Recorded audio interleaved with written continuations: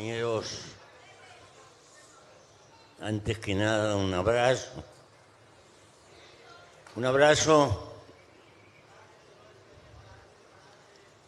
de un viejo militante que alguna vez tuvo la edad de los gurises que están aquí.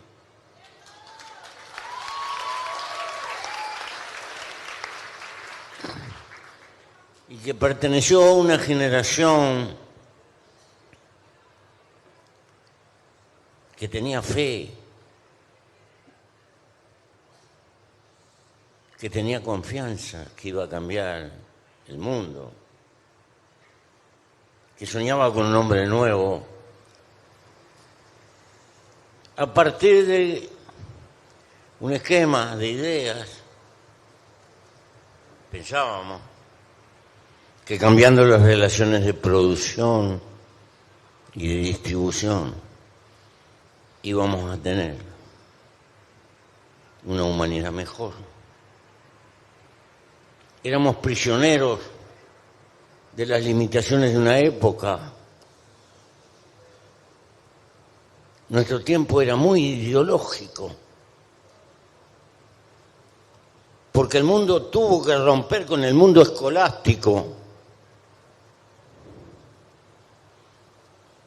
y enfrentar a aquel mundo que decía que tenías que esta vida era un valle de lágrimas y había que portarse bien para ir al paraíso. Y ese mundo escolástico fue enfrentado con programas, con ideas, el homos ideológico.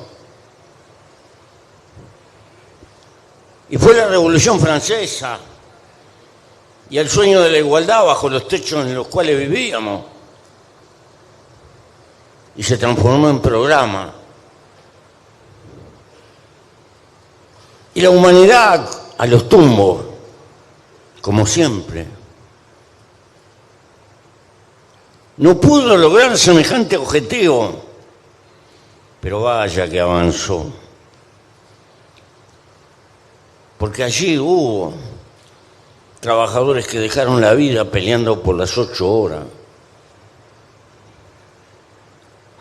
Allí se sepultaron el concepto de las monarquías divinas, de la sociedad cerrada. Allí se le empezó a dar papel importante a la enseñanza pública. Allí se abolió la esclavitud de arriba de la tierra que había flagelado a la humanidad siglos. Y vaya que costó. Y se estableció en el papel que los humanos somos iguales ante la ley. Aunque todos sabemos que hay algunos mucho más iguales. Y esas son las cosas pendientes. La democracia republicana no es perfecta, ni por asomo, pero es por ahora lo mejor que hemos podido lograr y hay que defenderla. No es la democracia la que falla somos los humanos.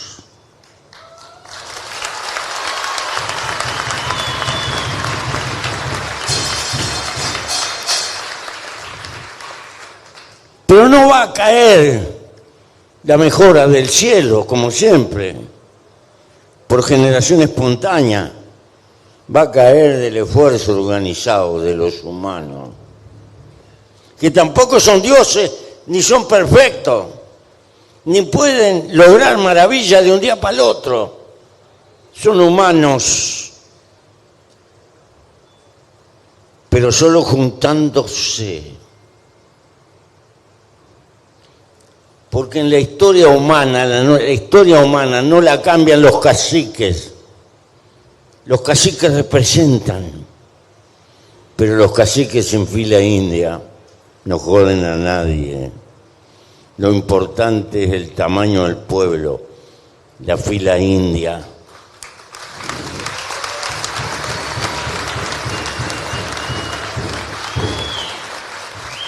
Y esto hay que entenderlo, nada vale más que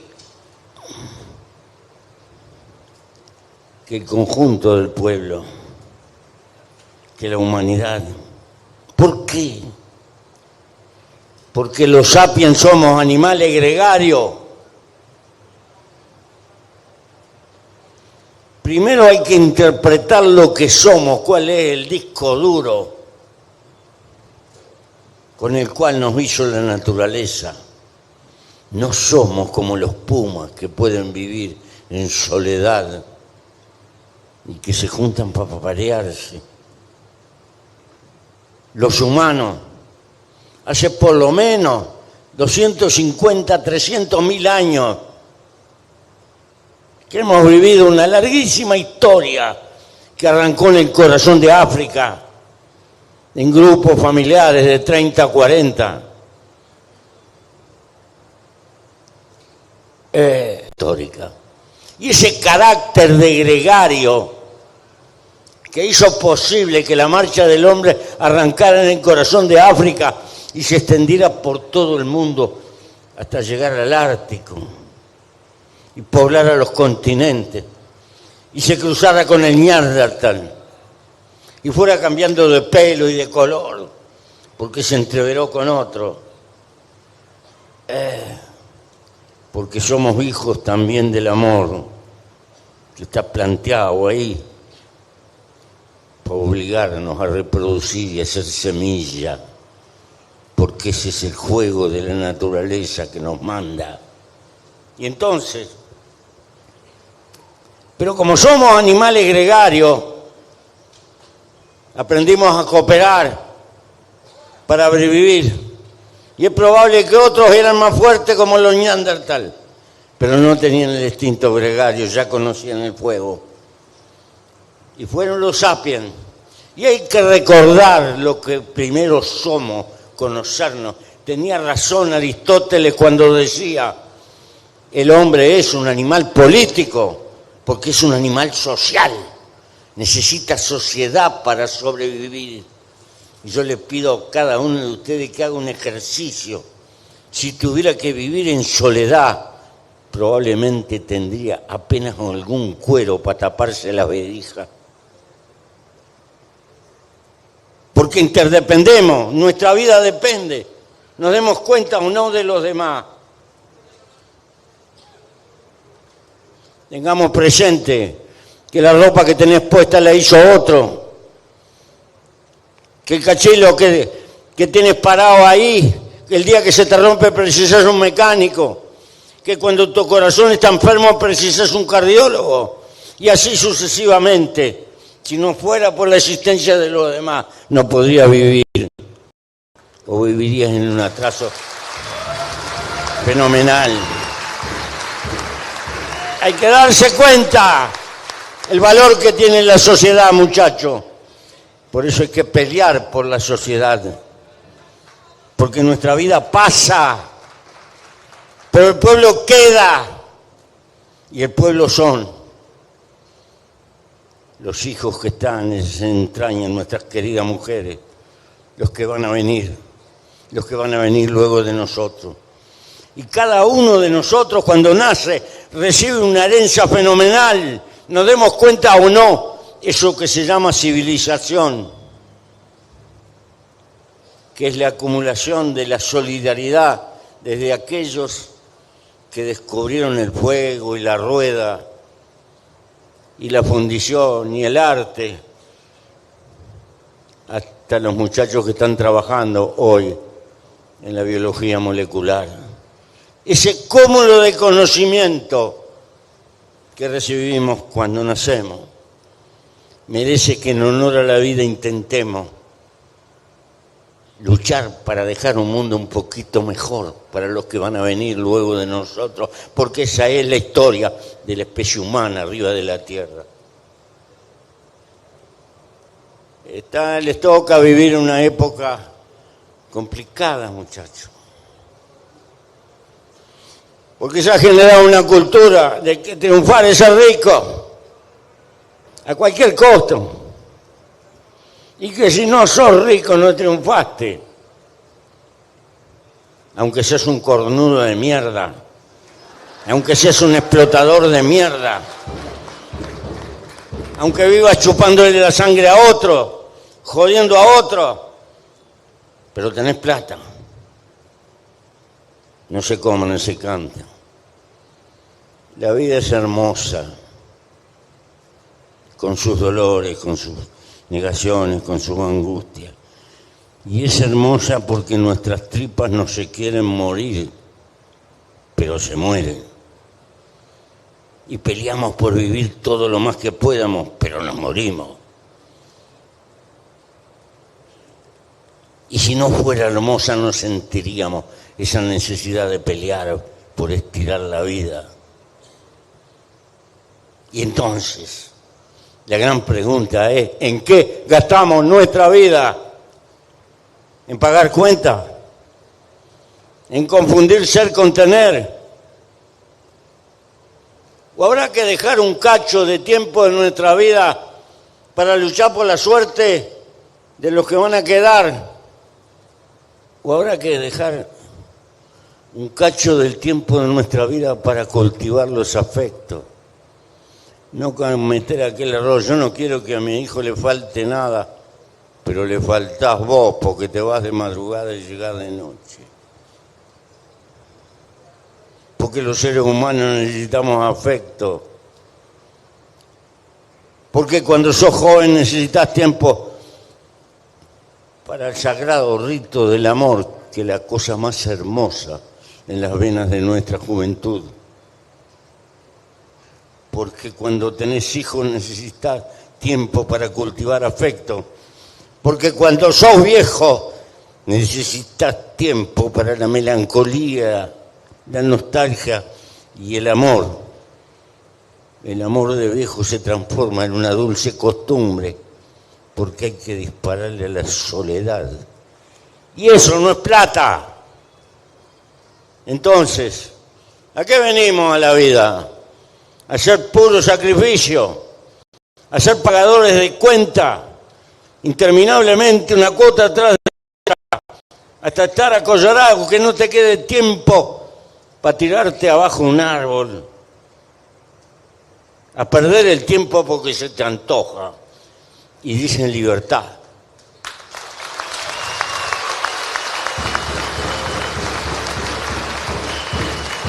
Entonces, querido, ustedes están en un desafío electoral tratando de construir una esperanza.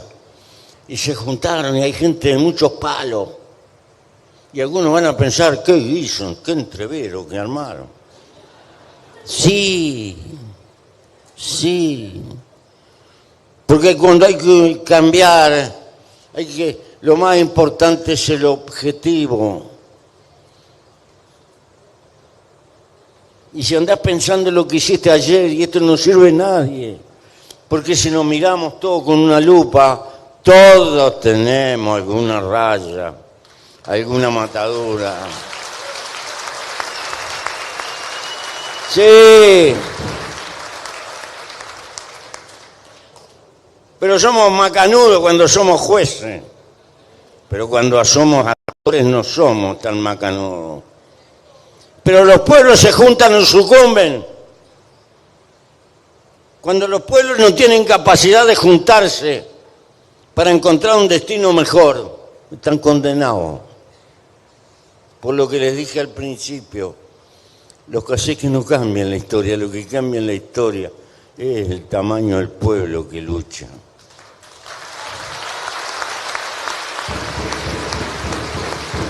Y si el tamaño tiene que ser grande, hay que aprender a tolerarse y combinar cosas que son distintas. Porque ni somos perfectos, ni el mundo es perfecto, pero somos más fuertes y mejores cuanto más grandes nos juntamos. Y para ser grande hay que tener tolerancia. Y la primera tolerancia es aprender a combinar cosas que aparentemente son distintas. Y se lo dice un viejo luchador, Porque fui gurí y empecé a militar cuando tenía 14 años.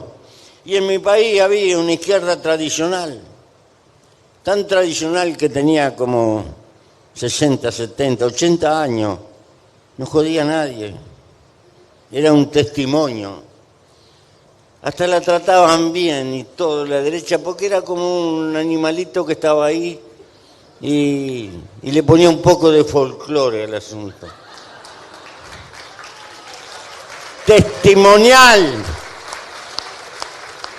Testimonial. Cuando nos entramos a juntar, ¿qué pasa? Que los pueblos en el fondo tampoco son bobos. Apuestan a ganador. Si te ven desparramado en muchos pedacitos no te dan pelota. Pero cuando se juntan muchos pedacitos, también convoca porque la gente se da cuenta, esto tiene chance. Esto puede cambiar la taba. Pero eso significa que hay que aprender. Nosotros nos juntamos, la democracia cristiana, el Partido Comunista, nosotros que veníamos de las cuchillas, los viejos partidos socialistas, y gente maravillosa que se desprendió de los partidos históricos que habían fundado el Uruguay, y corrientes de libres pensadores, y viejos militantes anarquistas, y la mar en coche, 32, 34 organizaciones, qué sé yo.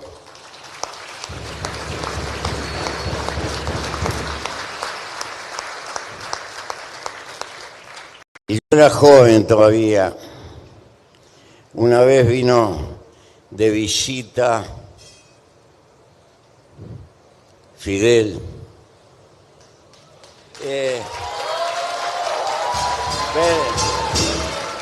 Entonces se pusieron dos filas en cada, estaba compuesto por los representantes de cada uno de los grupos que integraban. Y Fidel empezó a celular una punta y saludó a todos, 30 y pico. Y cuando llegó al final dijo, ¿y cómo hacen para acordarse de los nombres de todos ustedes? Nos tomó el pelo, Fidel. Todavía era un hombre relativamente joven. Y hemos tenido que vivir todo eso. Pero llevamos 54 años juntos. Y hemos sido de gobierno y vamos a volver a ser gobierno. Y somos el...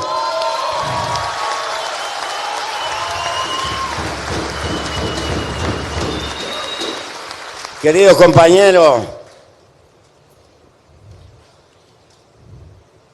y aprendimos esto. No podemos hacer acuerdo hasta el juicio final. Hacemos acuerdo cada 4 o 5 años, un programa para una etapa. Y después nos juntamos y volvemos a discutir. Y hay mayoría y minoría. Y a veces perdemos y a veces ganamos la interna. Pero algunos que se rechifló y se fue, desaparecieron políticamente. ¿Por qué? Porque ahora es más fuerte el conjunto que la parte. Es más fuerte el frente que cada uno de los sectores. Porque hemos construido una mística que es una herramienta del pueblo, un sentimiento del pueblo. Y entonces la gente se va de un lado para el otro, pero siempre quedan en eso que se llama frente. Pero no cayó del cielo, es un proceso histórico. Aprendimos a porrazo, porque el Uruguay, como la Argentina, hasta la guerra de Corea, vivían aparte del resto de América Latina. Habían tenido términos de intercambio favorables.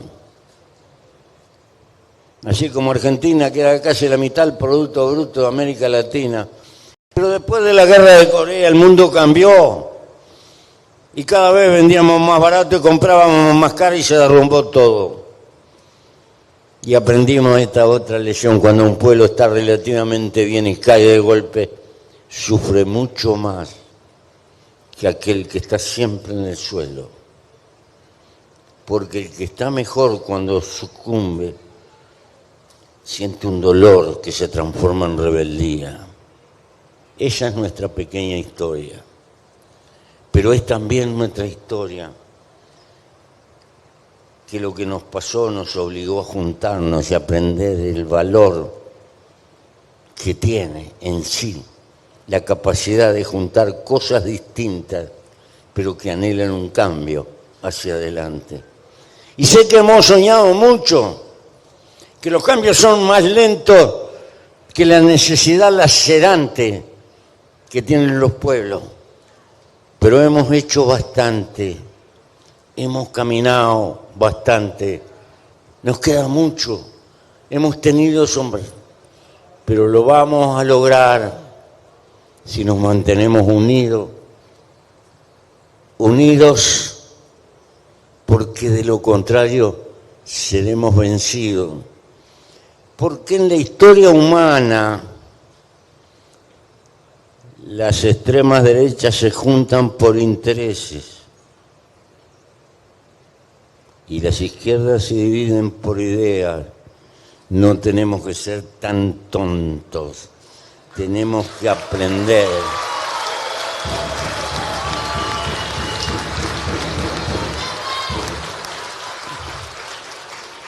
Tienen que aprender a cuidar la unidad.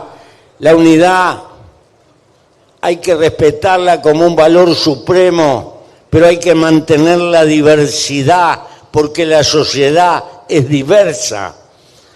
Hay pequeños campesinos que tienen sus intereses, hay asalariados rurales, hay pequeñas industrias que tienen 4 o 5 peones y no son lo mismo los intereses del peón que del patrón, pero mucho menos ese patrón chiquito que a veces trabaja más que los empleados, no tienen los mismos intereses que un gran empleado o un banquero. Todas esas contradicciones que hay en la sociedad se van a reflejar en criterios y en puntos de vista políticos distintos. Por eso tienen que tener paciencia, porque un pueblo en sí tiene un nosotros, pero tiene cantidad de intereses que lo tironean por una parte y todo. Y tienen que darse cuenta que hay que combinar y respetar a esa gigantesca colmena llena de contradicciones, pero que es el fundamento de nuestra vida. La política es el arte de transformar al enemigo en adversario, y la política es el arte de transformar al adversario en algo convivible. Tenemos que aprender que no se gana gente insultando, que hay un nosotros como pueblo, como sociedad. Y si los poderosos se pueden dar el lujo de insultar, quienes luchan por la igualdad y por la mejora de la gente no deben de cometer el error que cometen los poderosos. Tráguense en los insultos y no contesten con un insulto. Aprendan.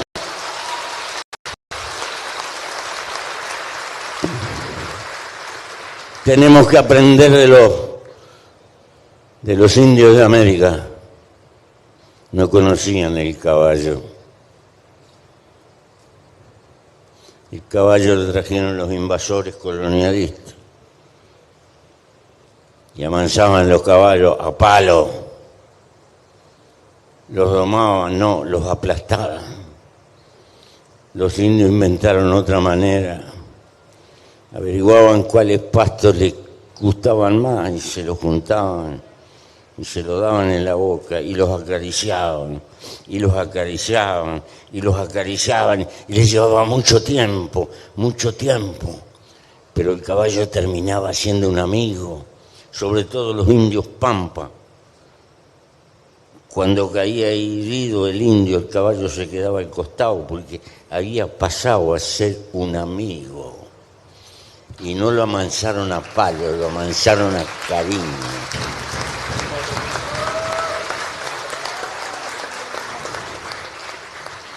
Porque cuando encuentres una bestia que te insulta desde el campo de la derecha, has de pensar que tiene hijos, que tiene hermanos. No le contestes igual.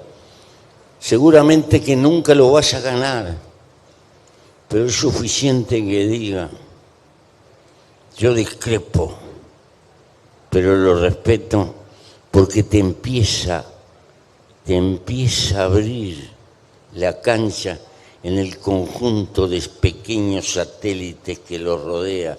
No puedes ganar al viejo, pero podrás ganar a los hijos o a los nietos. Y la política es el arte de multiplicar nuestras filas y no el de desparramarla.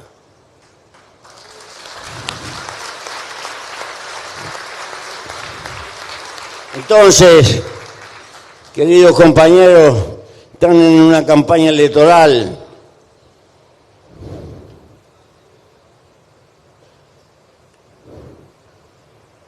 Si lo logran, arriba. Y si no lo logran, a redoblar, compañero. ¿Saben lo que es? Y si no lo logran, a multiplicar este camino que han iniciado.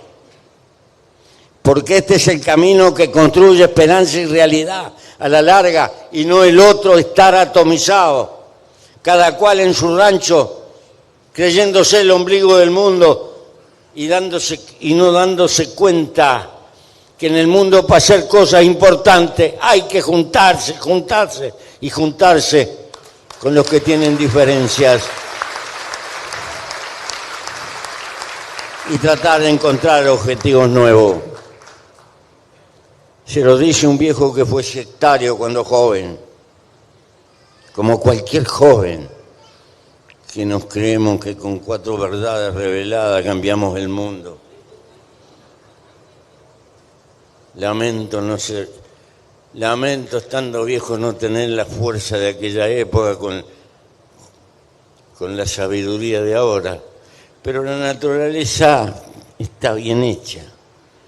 Cuando las patas andan rápido y las tripas andan bien, tenés poca vista. Y cuando la vista se te alarga, ya las tabas tienen dificultades para caminar. Así es la vida. Y el papel de los viejos es transmitir experiencia, sabiendo que la gente aprende con lo que sufre, no con lo que le dicen.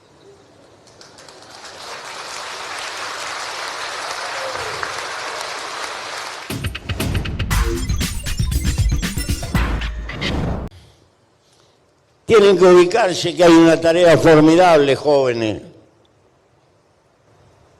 ¿Por qué? Porque no estamos en una época de cambio. Estamos en un cambio de época.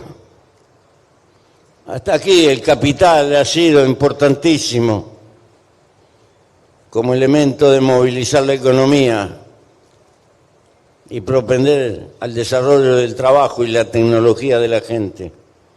Y el capital, atrás de multiplicar su ganancia, capturó e impulsó la ciencia y multiplicó la productividad. No lo hizo por generosidad, lo hizo para multiplicarse a sí mismo, pero creó los fundamentos formidables de esta civilización moderna. Con toda su riqueza, pero también con todo su egoísmo. No es ni por asomo un mundo perfecto.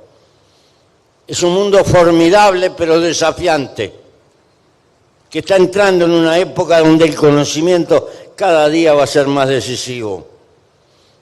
Y ustedes como generación tienen este dilema por delante. O construimos economía fuerte para tener muchos recursos, para meter en la cabeza de nuestras descendientes. Tenemos que tener como objetivo que dentro de 30, 40 años no puede quedar una joven, una muchacha o un muchacho que no tenga formación terciaria como mínimo.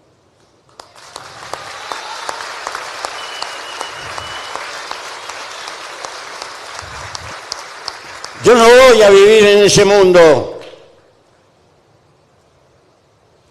pero hay de aquellos que no lo logren, porque en el otro lado van a quedar los irrelevantes, porque el mundo del trabajo está cambiando y está cambiando fundamentalmente a costa de promocionar la inteligencia, más que nada. Y la no inteligencia cultivada va a ser humanidad sobrante, ni siquiera servirá para que la exploten, va a vivir de lástima. Va a haber un muro que va a separar el mundo si no hay un cambio gigantesco. Y ese muro va a ser las sociedades hiperinteligentes desarrolladas y las sociedades que quedan en costado de ese muro. ¿Por qué? Porque todo... Y siempre se dio casi una ley, desaparecía un trabajo y aparecían otros. Pero esta es la primera vez que aparecen máquinas que sustituyen la materia gris, las máquinas que piensan, las máquinas que toman decisiones y que en algunos aspectos lo hacen más rápido que el hombre. Hay bolsas de valor que no pueden funcionar sin esas máquinas hoy, porque ningún cerebro humano tiene la velocidad de manejar tantos datos juntos. ¿Quiere decir que la inteligencia humana no sirve más? No. Quiere decir que hay un tajo en la historia de la humanidad tremenda. Esto puede ser formidable como nadie pudo ni siquiera soñar. Pero si el progreso tecnológico está a favor de la distribución humana y de la felicidad humana, de lo contrario puede ser la peor forma de esclavitud que ha visto la humanidad arriba de la tierra. Este es el desafío. No se arregla soñando esto. Esto se arregla preparándose, y para eso hoy tenemos que salir de la sociedad subdesarrollada para tener la riqueza fundamental para multiplicar el capital formativo y universitario que precisan nuestros descendientes. Y si no lo hacemos,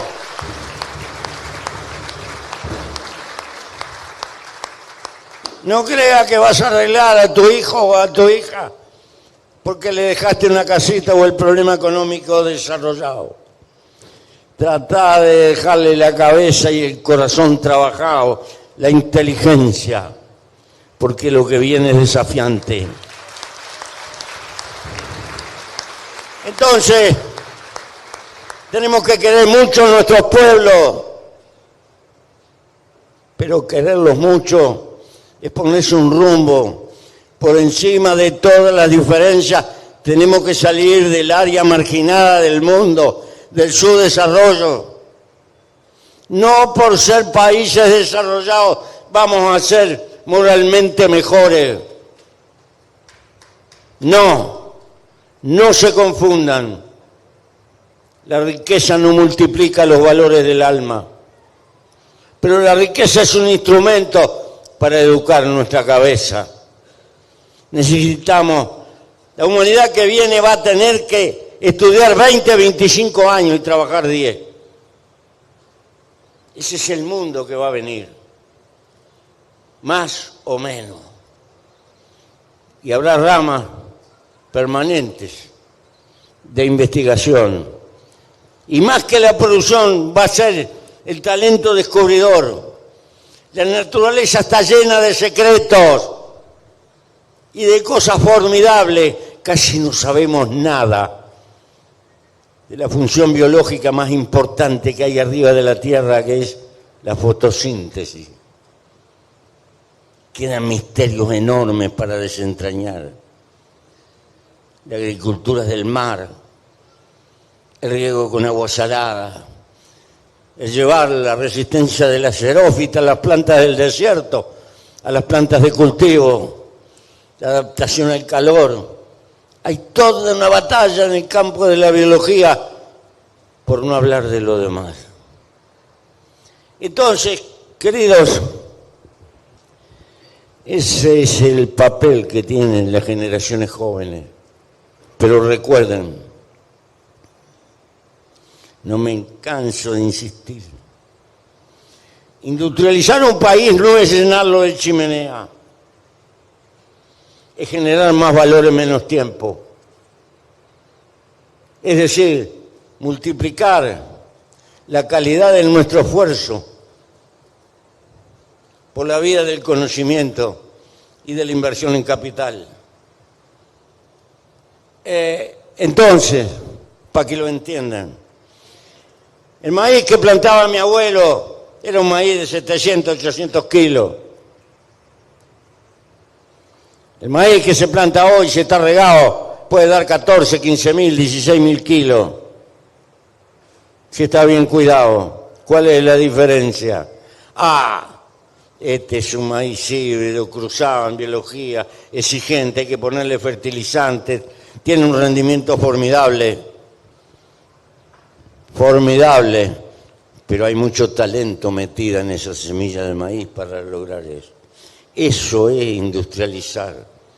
Mi país produce lo mismo que Nueva Zelanda, pero Nueva Zelanda es mucho más productivo. ¿Por qué?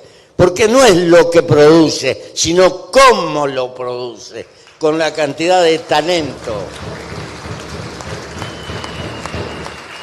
Entonces, eso significa calificar la población, que va a ser un pobre campesino que no tiene más remedio que trabajar como puede y con lo que tiene y con lo que enseñaron sus abuelos, y menos mal que está.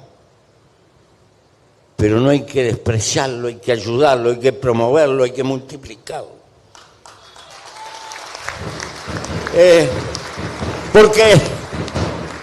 Porque si en el mundo no quedan campesinos, nos morimos de hambre. Sencillamente por eso.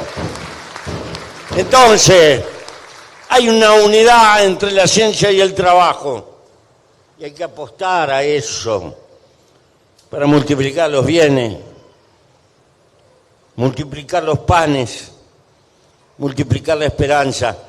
Y eso lo tienen ustedes por delante, pero recuerden, vivimos en América Latina, o América, o Indoamérica, o qué sé yo. Ni me gusta mucho lo de Latina, porque se olvida de los pueblos indígenas.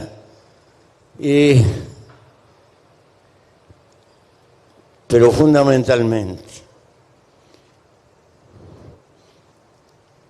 nuestra independencia política se dio, y nunca lo olviden, en el mismo momento que se organizaba el mercado mundial. Es decir, que el Canal de la Mancha desarrollaba la era industrial que aparecía en el mundo por primera vez. En ese momento se da nuestra independencia política.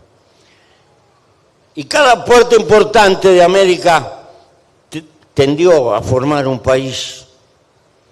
Era más importante comunicarse con el Canal de la Mancha, con Inglaterra y con Francia, que comunicarse entre nosotros.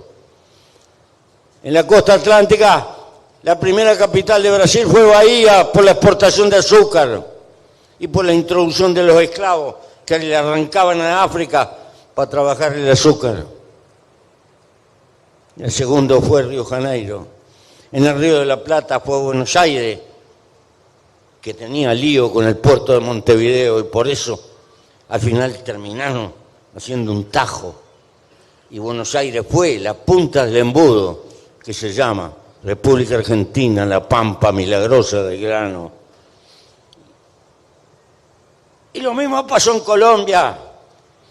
Y cuando ustedes miran el mapa de Europa, van a ver que las capitales europeas están en el centro del país. Madrid, París, Berlín, Moscú, Roma, salvo Londres, que era una isla. ¿Qué nos pasó? Nos desarrollamos para afuera, dependiente. Pagamos nuestra independencia económica con nuestra independencia política con dependencia económica. Nos transformamos en exportadores e importadores. Soy de los que piensan que a este país lo deshicieron con una guerra porque atrás estaba el interés de la CITE, porque Paraguay era un ejemplo espantoso en materia de competencia. ¿Cómo se le va a ocurrir a un país hacer ferrocarril?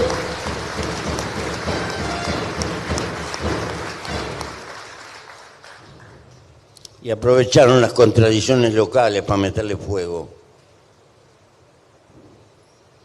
Porque Paraguay heredaba las cenizas del glorioso imperio guaraní que dejó ella, que pululó por estas tierras.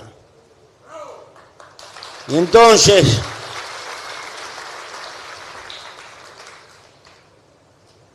los intereses del imperialismo jugaron en la época. Querían llevar materia prima y vender en industria. Los ponchos tucumanos que se empezaban a consumir en mi pequeño país, con el artesanado de Tucumán y de otras partes, desaparecieron, porque aparecieron los ponchos más baratos de Manchester. Con una economía más desarrollada industrialmente, trabajaba y nos atacó el libre cambio y desaparecieron nuestras incipientes industrias y quedábamos durante siglos vendiendo materia prima y comprando industria. Hay un discurso de Thiers en el Parlamento de París que dice: nuestra querida colonia de Montevideo, que nos consume más vino que todo el imperio de ultramar, porque llegaba el vino a Montevideo y se contrabandeaba en todo el sur. Montevideo era el nido de contrabandistas de vino, pero lo vendía Francia. Textual lo que estoy diciendo. Esa es nuestra historia. Hasta Gardel, para triunfar, tuvo que triunfar en París. Cuando triunfó en París, entonces hicieron una cosa bárbara. ¿Está? Bueno, esa es la historia de América Latina. Poco más, poco menos. Pero cosa curiosa, ustedes no van a encontrar un pedazo en el mundo. Miren que este viejo ha caminado por el mundo. Nunca van a encontrar en el mundo un pedazo tan grande de tierra que va del río Bravo a Tierra del Fuego, de gente que si habla despacio se entiende. En China se hablan como 40 lenguas, aunque todos escriben lo mismo. En lo que era la vieja Unión Soviética se hablaron 217 lenguas. De Europa ni hablar. Es muy difícil encontrar. Tenemos cosas comunes. Hicimos muchos países, pero estamos descoyuntados. Y por estar desunidos no tenemos peso internacional. Y cuando tenemos lío con una compañía gringa tenemos que ir a pleitear allá y poner abogados de allá y estudios de allá y nos cobran salario de Ginebra. Dios me libre. Y todo. Flor de Vigo somos. Bueno, ¿por qué nos pasa? Porque no tenemos la capacidad de juntarnos. Lo que ustedes están haciendo en Chico, que se juntaron 20, 30 organizaciones distintas atrás de intentar cambiar la realidad, eso lo tenemos que hacer en conjunto los latinoamericanos, tener una voz en el mundo.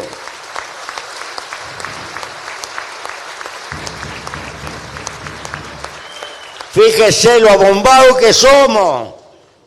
Un ingeniero paraguayo no puede trabajar en mi país, o de mi país no puede trabajar acá, no le damos reconocimiento.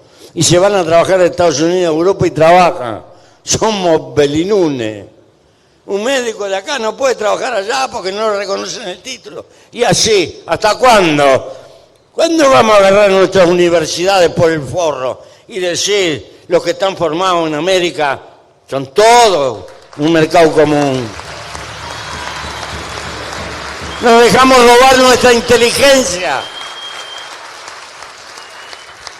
Si tendremos cosas pendientes, si tendremos, ¿cuándo nos vamos a disponer a viajar por América Latina con la cédula de identidad como los europeos? A compartir un montón de cosas en común, a defendernos en común, a ser complementarios, etc. No los quiero aburrir más, compañeros, pero la vida me enseñó que cuando sos joven soñás mucho y sin sueño no se puede vivir. Los humanos somos animales utópicos. No hay en ningún momento de la historia humana, en ninguna edad, que los pueblos no hayan inventado algo en que creer que no lo podían demostrar. Un más allá, el animismo, un dios de esto, una diosa de lo otro, no importa. Y esa fe religiosa le servía para sobrevolar, soportar el dolor, pero también le servía para juntarse. Y así sigue siendo el hombre moderno. No tienen cosas en que creer. Bueno, se junta por el Barça, aunque sea una sociedad anónima, o el Real de Madrid, o lo que fuere. Nos juntamos en un estadio, somos hinchas de un bruto negocio, porque atrás del fútbol hay un bruto negocio. Pero necesitamos algo que nos conmueva para juntarnos, porque esa es la conducta de los sapiens. Vale la pena juntarse por una causa, como ustedes, por cambiar la sociedad en la que viven. Vale la pena. Tengan sueños, tengan utopía, pero caminen con las patas en el suelo, sabiendo que la gente se equivoca, que tropieza, que metemos la pata, que podía haber sido mejor. Pero no se desmoralicen por los inconvenientes. Porque ¿qué sería la vida sin contratiempo?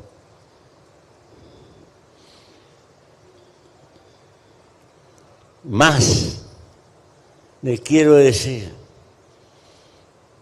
se aprende más de los fracasos que de los triunfos, porque los triunfos te envanecen. Te crees que la tenés toda clara, que sos un fenómeno porque triunfaste. Y las derrotas, si no te aplastan, si no te tiran para afuera, te enseñan, porque aprendés, por algo es. Por eso, y se lo digo de buena fe, a mí me tiraron en unos calabozos la noche que me ponían un colchón para dormir, y estuve 7 años sin poder leer. Y saben una cosa, a la larga fueron los 7 años en que aprendí más en mi vida.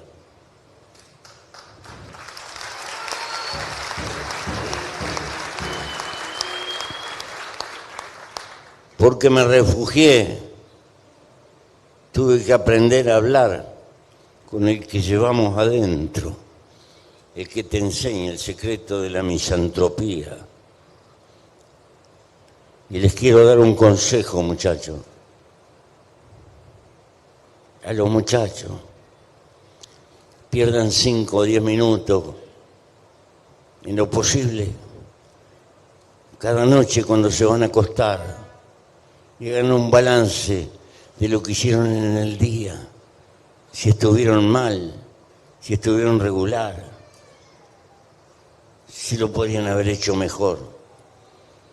Apelen al juez que llevan adentro, porque se los va a ayudar a mejorar. porque nunca vamos a tener un mundo mejor si no procuramos ser mejores nosotros mismos.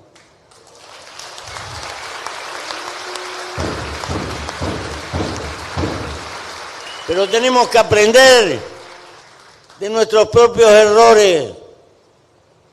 No se trata de matarnos, no se trata de endiosarnos, de creernos que somos un desastre o que somos perfectos. Somos una mezcla de cosas hermosas y cosas desesnables. He visto héroes, textualmente, he visto héroes en un momento de escasez, esconder 2 o 3 manzanas para no compartirlas con otro, y sin embargo eran héroes. En la misma persona puede haber gestos de heroicidad y gestos de miseria. Somos entreverados los humanos, pero tenemos que aprender a querernos y a respetarnos y a tolerarnos y a luchar, porque siempre podemos mejorar un poco.